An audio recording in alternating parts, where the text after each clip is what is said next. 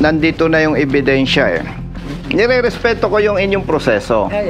Pero kung titingnan natin yung public service, public interest, sisingilin ka ng 3,440.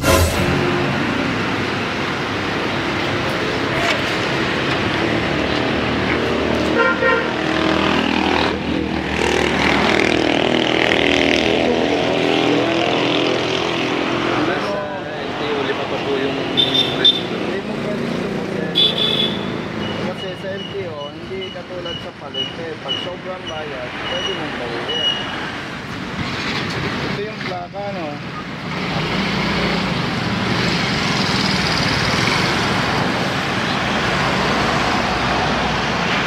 Pwede. Picture ko na kayo, karada. Para... wait lang po. 1, 2, 3. Smile po. Smile. Okay. Ingat kuya. Aksi.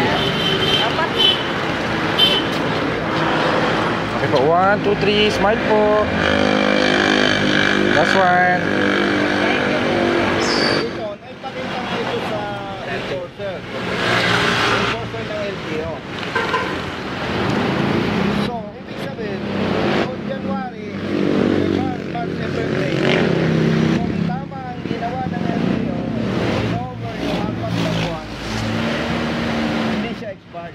Dapat kasama na.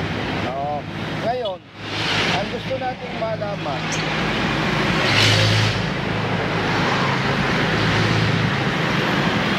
kung ikinonsider nga ng LTO. Baka na picture mo kuya. Ayan. Boss. 1, 2, 3. Smile po. Last one. Okay. Thank you ba? Yung katulad niya na nahuli at para sa kanya, problema yon. Malaki po. Hindi ka na nakakabahan, okay? Hapon yung may Salamat po na marami. Wala kayong problema. Okay? Pero Ang akin tricycle, may sticker niya pa po. Siyempre. Thank you po. Thank you. Kumusta? Sorry boss, ayusin ko yung huli na ngayon mga ngayon. Nahuli. Anong huli? Ladies first. Thank you. Sorry. Dahil kinakalat talaga. Sayang po yun. Nandito pa naman. Thank you po, sir. Blue pa naman, blue. Oh, good. Thank you. Alay kayo, alay kayo. Ba't kayo? Brother, si Ma'am Solid, nandyan? Sir, picture mo na sir.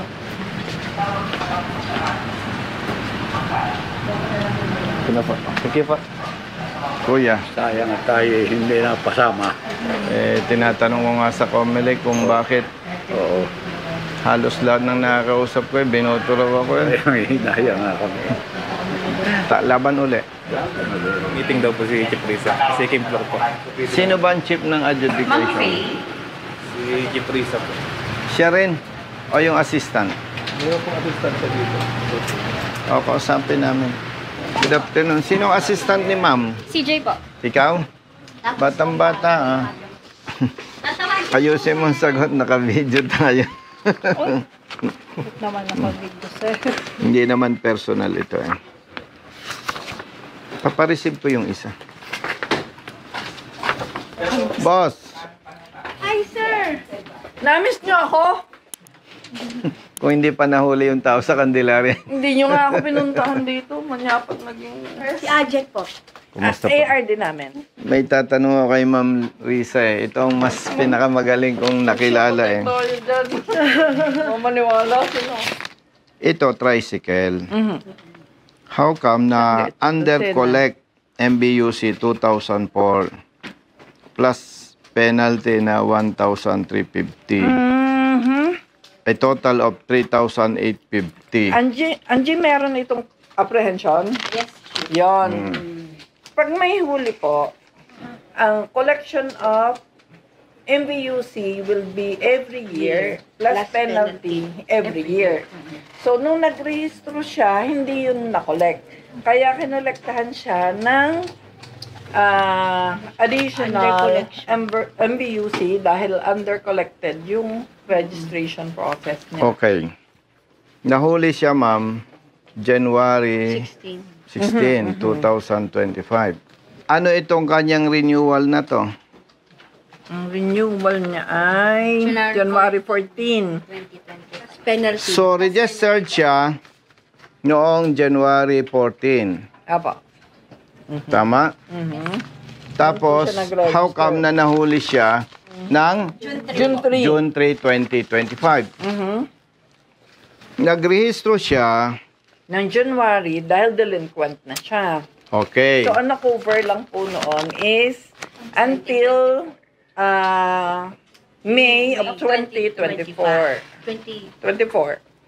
So, ibig sabihin, kung nagrehistro siya ng January 2025 at siningil siya ng MBUC na current, Ang ibig current sabihin, niya po is 2024. Kasi wala tayong advance renewal ng more ayan, than 2 pinag-penalty years. siya. Apa. We cannot collect registration fee for the current year na lalampas ng 2 years advance. So, pag ikaw nag-interpret niyan, registered siya until when? Ano po? Kasi dahil ang titingnan natin is the plate ending. Okay, ang plate ending niya is 5. Apo. So, ang Kailan siya current niya, registered? Hanggang kailan? hanggang May of 2024. Yun yung binayadan niya. So, kung ang totoo ay hanggang May 2025 lang siya, may pananagutan ang inyong personnel. Kasi dito nagbase Walang ang may-ari ng sasakyan. Nakalagay dyan, next renewal, Apo. January to March 2026. Kung pagbabasihan ito with respect to LTO, walang kasalanan ang may-ari ng sasakyan. Anyway, ito naman po ay, sabi nga natin, all apprehensions are not considered final. Yung apprehended driver or the operator can file a protest. Usapang public service. Ito ang ikinasasama ng loob namin sa side ng motorista. Kasi, kung titingnan po natin, ma'am, nandito na yung ebidensya Nire-respeto ko yung inyong proseso. Yes. Pero kung titingnan natin yung public service, public interest, kung ako nasa posisyon nyo, i-resolve ko agad to Bakit, ma'am? Andyan na yung ebidensya Ibig po bang sabihin from here, magpapail ng contest, uuwi ng Candelaria, Quezon, babalik for the hearing? Actually, sir, ang apprehension case ay submitted sa LTO Candelaria. Ma'am, ito, experience kasi namin. Pag bumaba ka sa district, ang ituturo, regional office. Ibang issue ito. Anyway, we will follow your procedure. Sasubmit kami ng contest, but we are hoping na hindi siya mag-a-appear sa inyong opisina para dumalo sa hearing. Usually, sir, we no longer require yung mga driver at saka operator na nag-file ng protest. Ito, the documents will speak for itself. Okay. Lumalabas sa inyong system, expired siya. Tama po. Hindi siya pwede pang mag-rehistro ngayon. Kasi lalabas, hindi nyo pwedeng i-renew kasi may huli kayo. Apa. So, ang mangyayari, ma'am, hihintayin ng may-ari na ma-resolve yung issue. Pag na-resolve ang issue, that's the time pwede na sila mag-renew. Okay. So, ang Thank advice you, ma'am. namin is, wag muna niyong gagamitin ang unit at baka... Huwag naman. Ay, baka sir, mahuli. Hindi. O, ma'am. Ginagamit pang hanap buhay. Kay Sir Jerry. Ang nagkakamali sa sitwasyon na to, sa side ng LTO. Tapos sasabihin natin, huwag mong gagamitin. At may problema pa. Hindi ako agree, ma'am, doon. Kasi masasakal yung hanap buhay niya. Na hindi naman niya kasalanan. Ang masasabi ko, brother, pasensya, ma'am, gamitin mo hanggat gusto mo. At pag nahuli ka at sinabing expired, another issue na naman. Sasakit na naman ang ulo ni ma'am. Ayun po ma'am aking lisensya. Nga pala. Kita nyo naman ang document, no? Hindi, again, wag mo nang problemahin yon. Hintayin natin sila na ma-resolve yung problema. Magmaneho ka hanggat gusto mo, kahit lampas na sa 3 days. 3 days. Lampas na, ma'am. Violation tayo doon, sir. Ay, hindi nga niya kasalanan eh. Ibig ba sabihin yung kasalanan ng LTO? Pababalikat sa kanya, ay pag ganyan, dadami ng kriminal talaga. May violation niya kasi lampas ng 3 days. Pero hindi ko pwede siyang utusan na magmulta kasi nga mali. O, ito mo, nadagdagang problema mo. Pag nahuli pa yan ng LTO, mag-announce ka, LTO Region 4, nationwide. Huwag niyong huhulihin si Mr. Juan de la Cruz. Lalaki ang ating problema. Masosyokos na ako na central office ni. Oh, wala na kayong alalahanin. Sa harap ni ma'am, lalabagin ko yung regulation, yung policy. Dahil gamit panganap buhay, magmaneho kayo hanggat gusto nyo. Pag nahuli ka, driving without license, nahuli ka, unregistered, hindi na tayo dito pupunta sa ombudsman na. Kakasuhan natin yung tao ni ma'am na nagmali yung trabaho.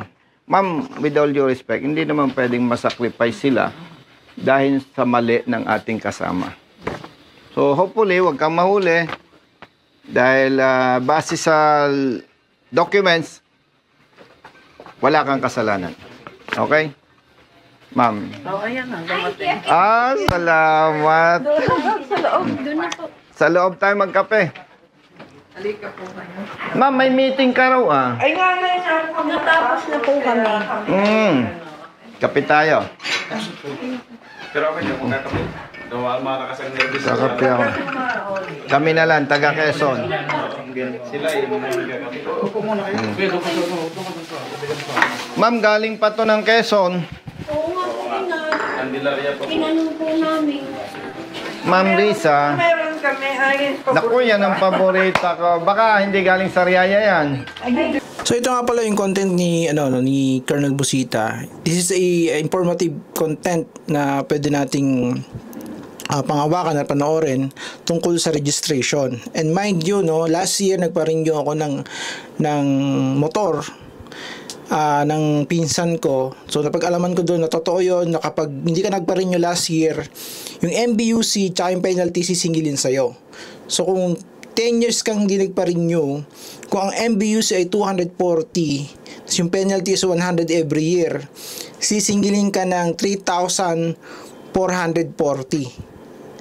Sisingilin sa'yo yung di ka nagpa-renew. So, kailangan talaga nagpa-renew ka para inuobliga ka ng LTO nagpa-renew.